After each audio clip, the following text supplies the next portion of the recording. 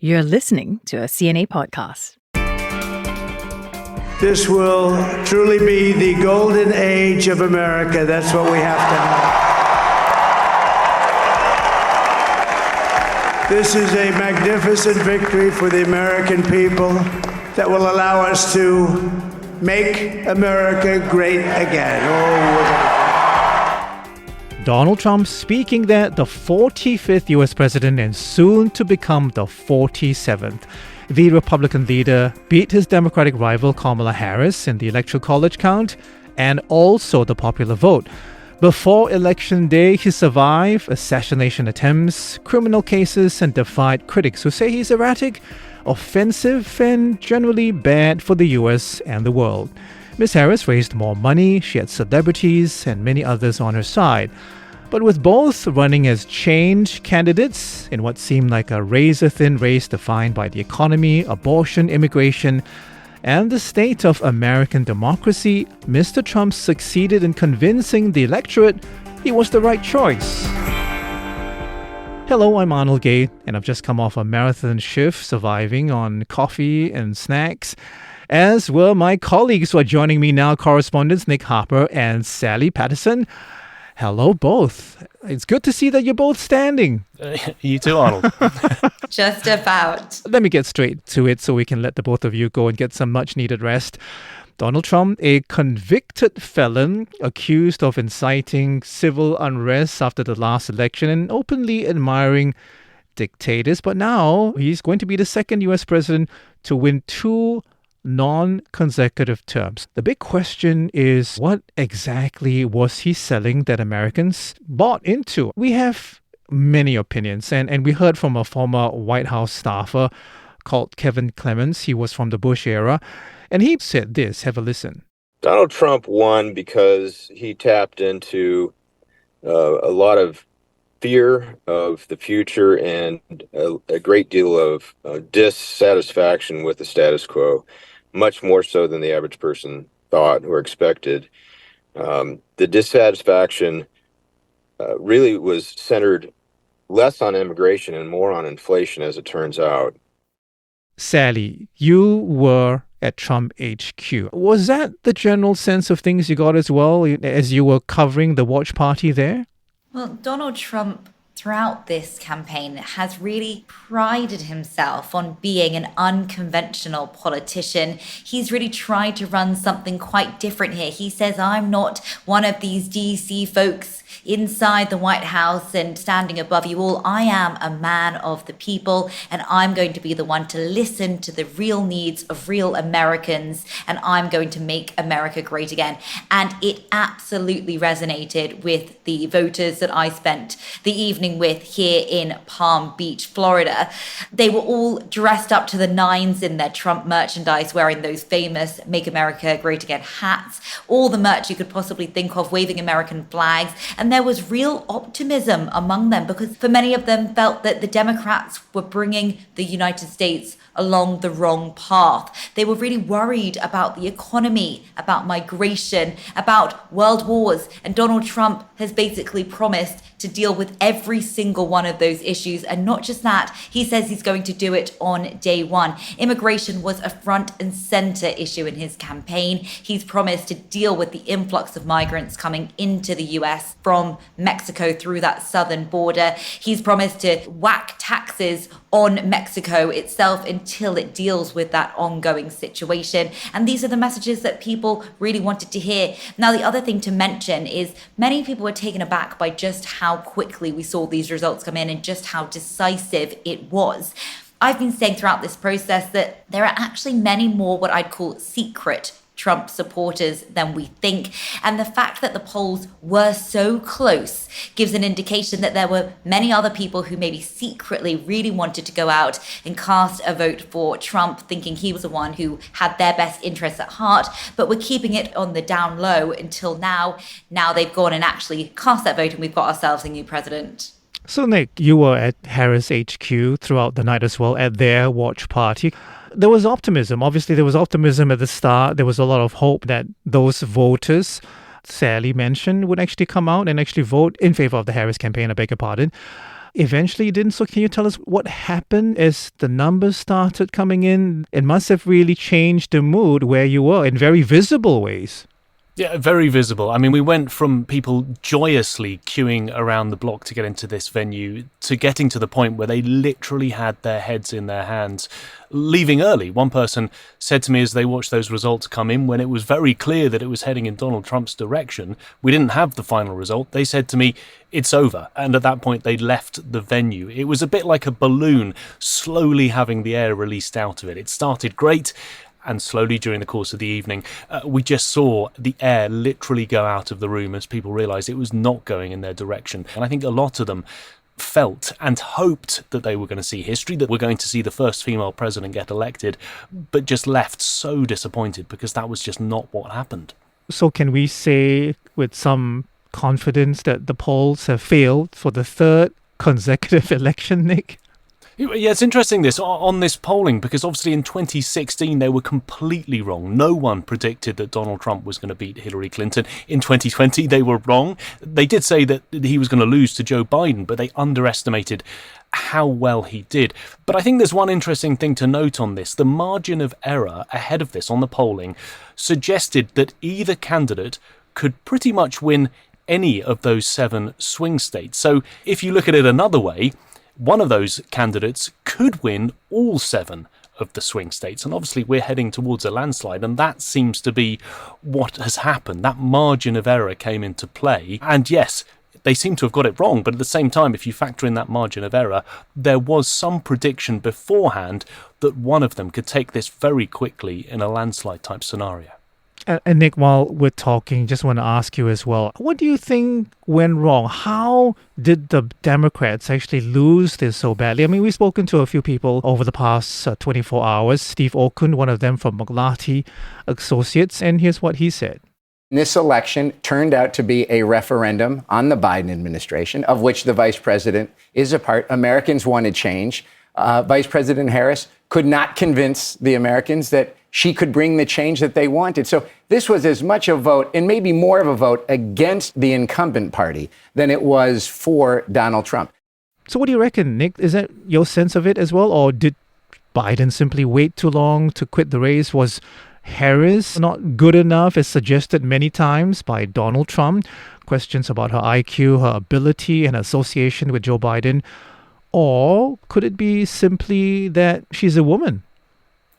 Arnold, I think it's probably a combination of all of those things. Throw them all into the mixing bowl and they were all against her. The US wanted a change candidate. Both of them tried to present themselves as this, as a new direction for the country. But in many ways, Harris was struggling to articulate how she could change the country. I think Donald Trump did much better in that. She just was not able to make the case in the same way. I think there was also anger at the party. Biden dropped out far too late, dropping out towards the tail end of July. I was in Delaware when he made the decision that weekend where he was staying. And really, that only gave her just over 3 months. And there was no chance for a primary contest in the Democratic Party to choose the candidate. There was essentially just this coronation of Kamala Harris, and that did cause some anger in the party. And then Harris herself, when it became clear that she was going to be the person leading the party into this election, she just didn't make a clean break with Biden. She said that in many ways she would continue his policies. And when you bear in mind that the US wanted a change candidate to say, look, I'm going to be continuing what the guy who's already in the job is doing, that's not really going to help your case. And yes, then she's a woman. Hillary Clinton didn't manage it. She didn't manage it. Is the US ready to elect a female into the White House? 2016, 2024 suggests they're not. Sally, you were at Trump HQ. Do you actually get a true sense of that as well? We know that younger male voters voted for Donald Trump in particular.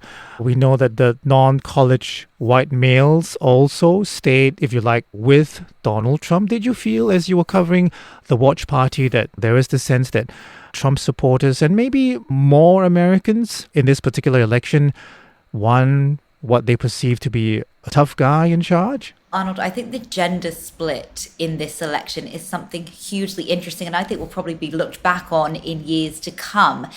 What we've seen throughout this process is female American voters turning left, voting more and more with Kamala Harris, her message really resonating with them, talking about reproductive access, talking about uniting the nation, having more in common that divides them.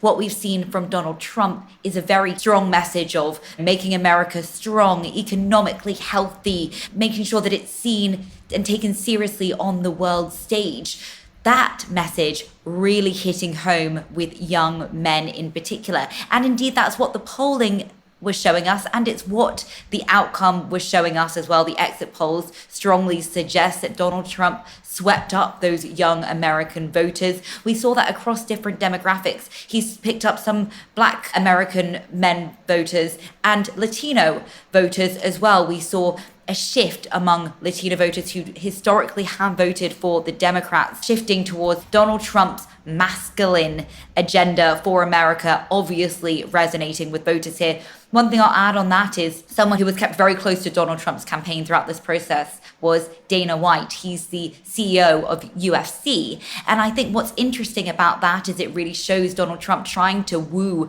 that so-called bro vote, trying to court those bro voters who liked this big, strong, masculine man. He showed up at wrestling matches. He showed up at sports events. He showed up on podcasts with quite right-leaning male podcasters as well. So really doing what he could to make sure those young men not only supported him, but actually turned out on election day as well.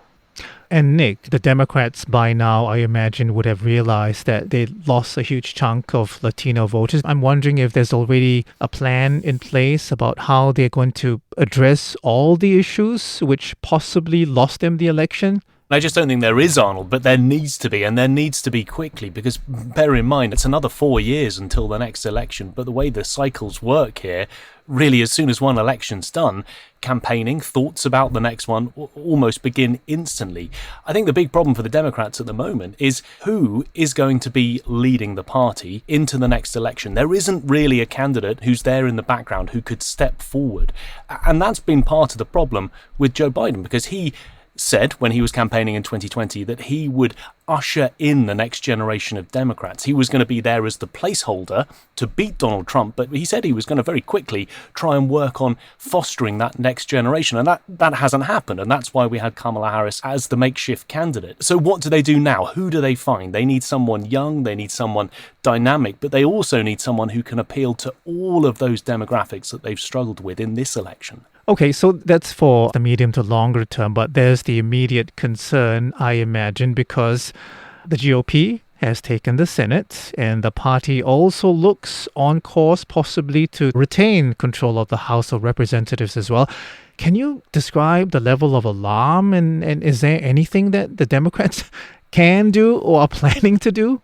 That will be a disaster for them if they have lost both chambers, the Republicans retaining the House, but we know already that they have won the Senate. That's the same scenario that we had back in 2017 when Donald Trump walked into the White House controlling all three, the White House, the House, and the Senate. It basically means that anything that Donald Trump wants to do will get approved. Both chambers will approve it and then he'll sign it into law. It is that blank check scenario. Just interesting to note, on the Senate in particular, that is where judges get chosen. That's where they get confirmed. Donald Trump, we know during his last presidency, spent a lot of time installing pro-Trump judges, including a pro-Trump judge down in Florida who was put in charge of his classified documents case and then essentially after several months of delays threw it out.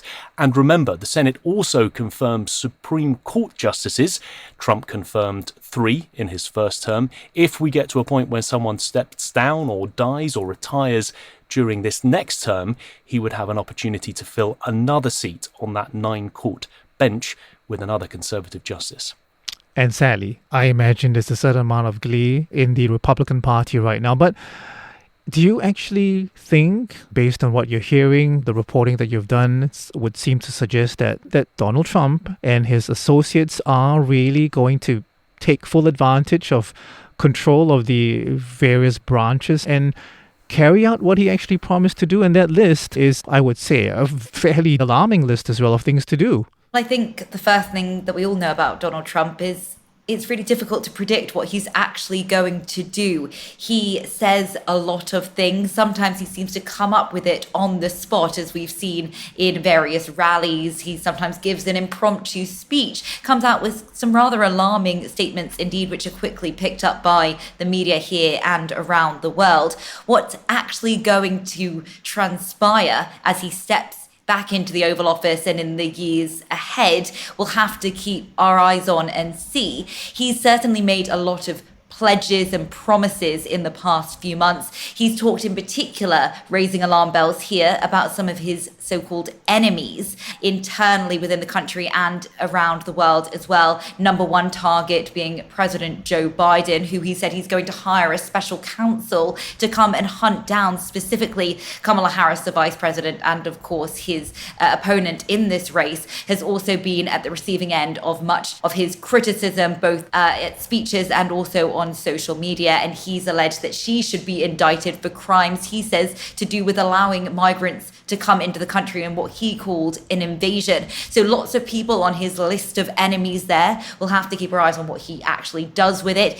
Now, the other thing to mention is that his own former senior staff members have cautioned the public before they went to the polls about some of the behavior that this former president carried out last time round when he was in the White House, saying that he was almost like a dictator in some of his behavior, saying that he had admired people like Hitler in the past for the way that he carried out his war mechanisms. Now, Trump's campaign has obviously pushed back on that, but I do think that there is a concern that given that much power to one person, especially someone who can be at times difficult to work out what he's going to do next, is certainly causing some concern here and around the world.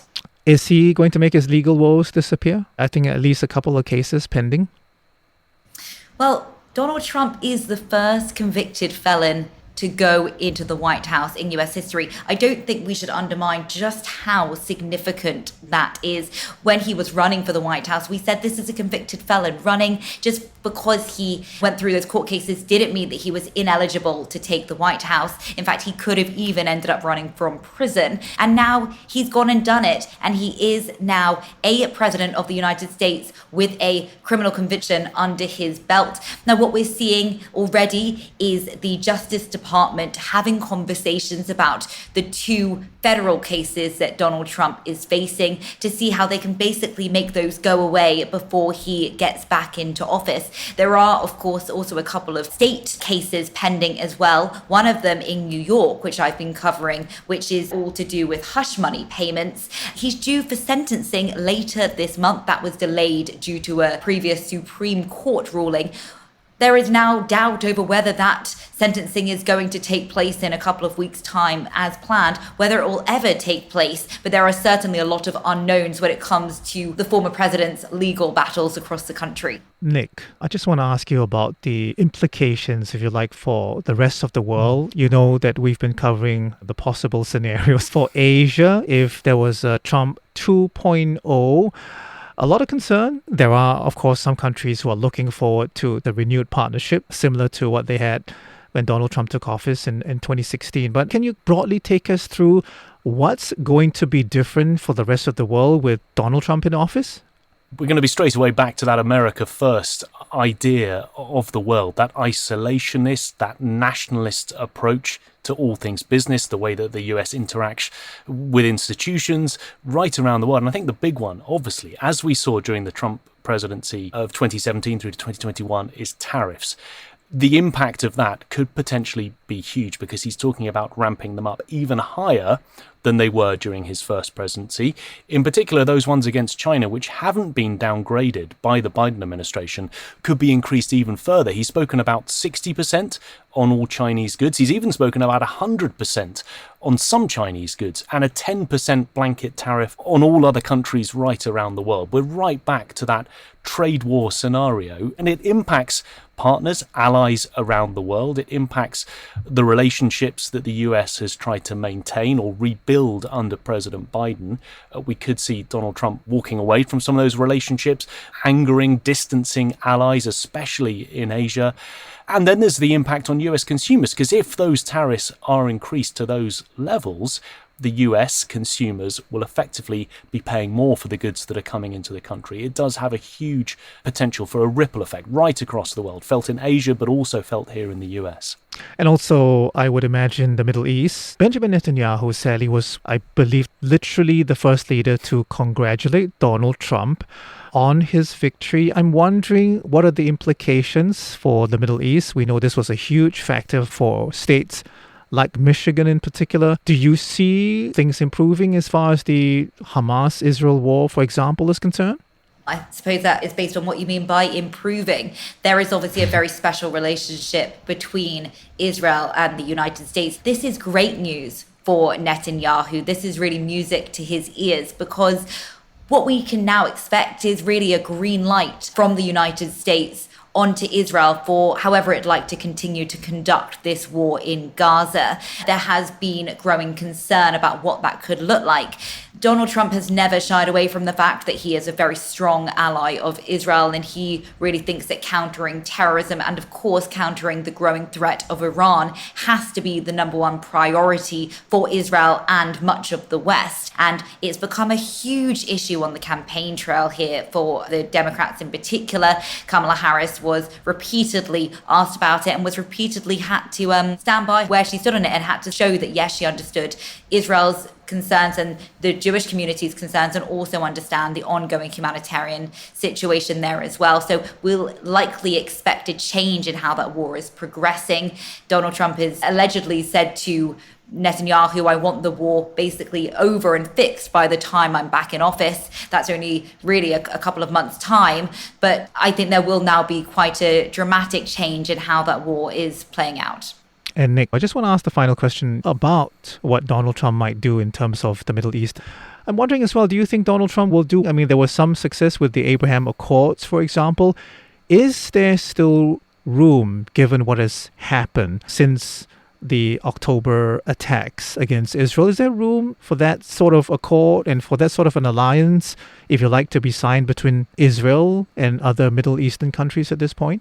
There was a hope for more normalization of relations between Israel and Arab nations before October the 7th. All of that essentially got thrown out the window as a result of what we've seen in the last year and a half. But will Donald Trump be able to push that? He likely will. The Abraham Accords was a big feather in his cap. If he comes into office, if he's able to say that he's the president that restores peace to the Middle East, if he's able to improve relations in the region at a time when they look considerably strained, that would be a huge win for him. That would be a real legacy-defining moment for President Trump. And because of that special relationship between Prime Minister Netanyahu and President Trump, there is a chance that they will do what they can. But it's really a question as to whether Arab nations at this point in history would want to do anything that sees them working more closely with Israel. Nick and Sally, we leave it there. Thank you so much for talking to me. Been a pleasure. Get some rest. Thank you, Arnold. You too, Arnold. Thank you. Our China correspondent, Olivia Siong, joins us now. Olivia, hi there. Thanks very much for joining us. Can I ask you, what's been the mood and reaction in China so far?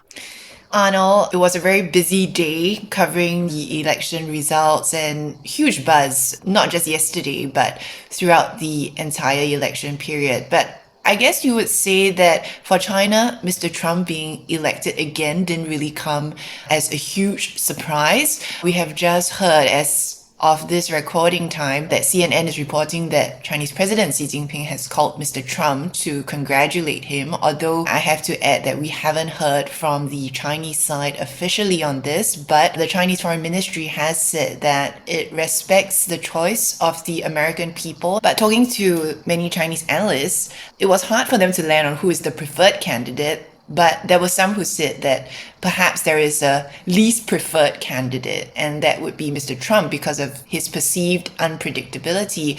And we have seen people from all walks of life respond. Businesses have also been hedging against this, diversifying their businesses and supply chains out of China to, for example, Southeast Asia for a variety of reasons. Online, it's been interesting. I spent a lot of time just scrolling through Chinese social media, plenty of interesting videos, memes, and the hashtags when Mr. Trump declared victory. of Trump wins the 2024 US election really shot to the top of Chinese social media platform Weibo. What was interesting, I found, was this chart that measures sentiments of netizens' posts, and actually about 30% of these posts registered a neutral sort of mood, but about 20% were happy and 11% angry. Some netizens in the comments that I saw wrote that the economic war between China and the US is going to start again, calling for businesses to get ready. And I think one of the big consensus talking to people is, yes, they don't have a vote in this election, but the outcome is going to affect them and perhaps their businesses in the years ahead. And the consensus has always been that regardless of who won, whichever candidate, that China-US relations were going to be difficult. Okay, so let's get more insight into that. How specifically do you think a second Trump presidency is going to affect those relations with Beijing? Right now, you can't call them rosy and warm, and they weren't Definitely particularly not. rosy or warm either when No. Trump was in power. There was the start of the trade wars, and we know that Biden essentially kept those tariffs in place. So what do you see? What do you think is going to happen as far as relations are concerned? Well, talking to some other journalists that have been based here in China, we were saying, oh, are we going to go back to writing stories that we did during the first Trump administration? But I don't think that's going to be the case. Talking to observers and listening to the analysis that's come post-election, most agree that this is going to be a new phase in China-US relations. But what's certain is uncertainty.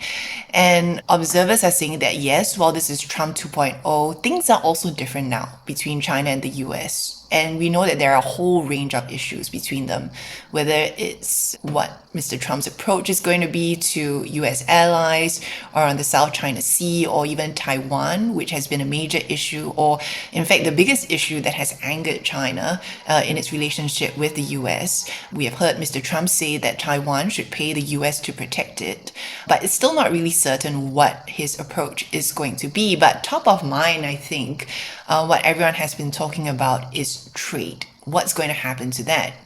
Trump has on the campaign trail threatened additional tariffs of 60% on Chinese goods. That's a campaign trail pledge, but some analysts expect that he will make good on it. If you recall, Mr. Trump called himself the tariff man during his first term, or at least that 60% figure may be used as a starting point for negotiations. We don't know.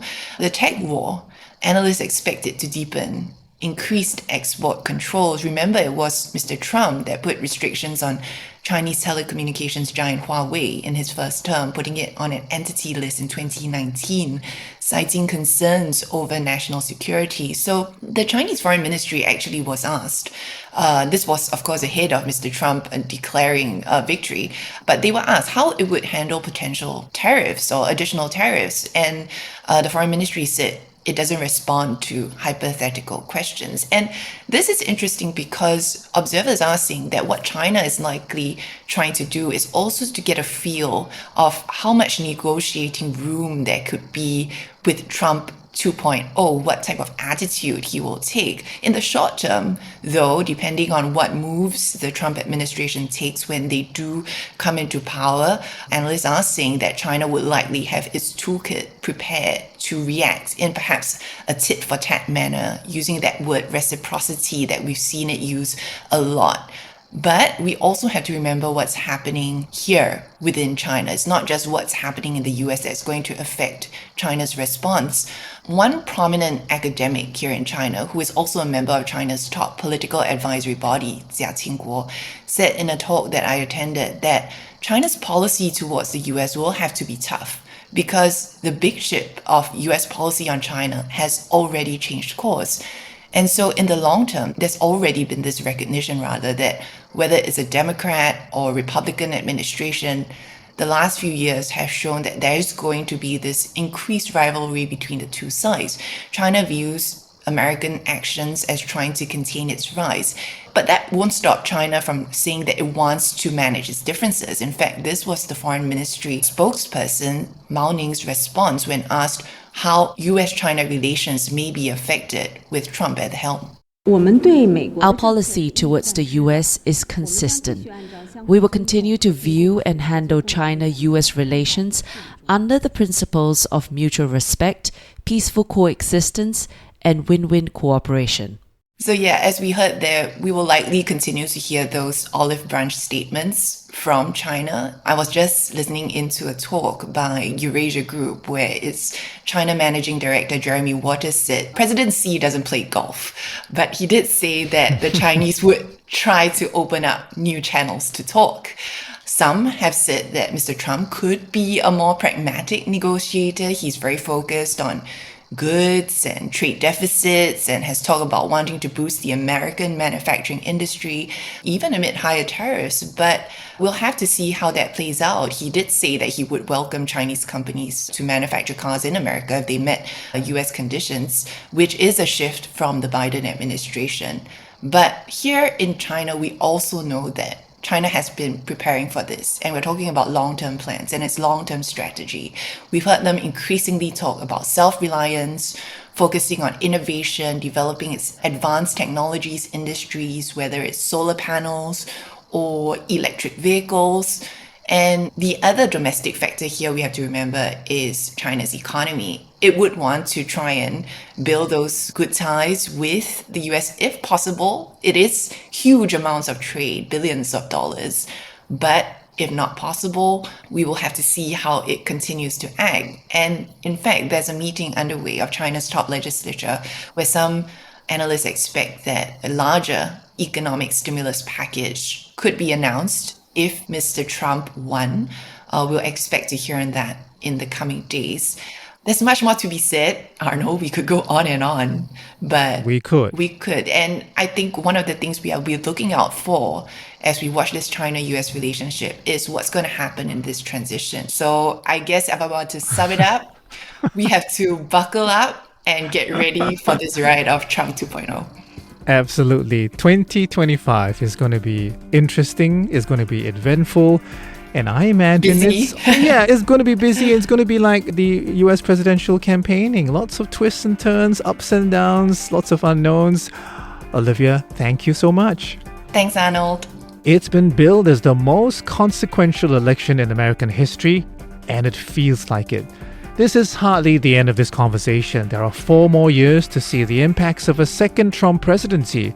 Thank you for listening. You can catch all our coverage on Asia First and this podcast on Apple, Spotify, and on the CNA app. Bye for now.